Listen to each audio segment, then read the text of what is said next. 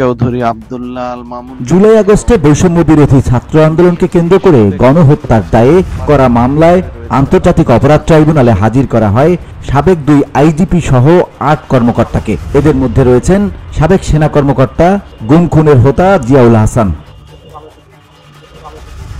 জিয়াউল হাসানকে এজলাসে আনা হলে সেখানে ঔদ্ধত্য প্রকাশ করেন সাবেক এই সেনা কর্মকর্তা। পুলিশকে উদ্দেশ্য করে বলতে থাকেন, তোমরা মার খেয়েছো, ভবিষ্যতে আরো খাবা, আমাকে ধরতে আসবা না। আপনারা দেখছেন বিগত আওয়ামী লীগ সরকারের 15 বছরে যত গুম খুন হয়েছে সেই গুম খুনের হোতা এই জিয়াউল হাসান। এছাড়া শাপলা চত্বরে ব্লগার হত্যায়ও তার নাম এসেছে। VOD Bangla news desk.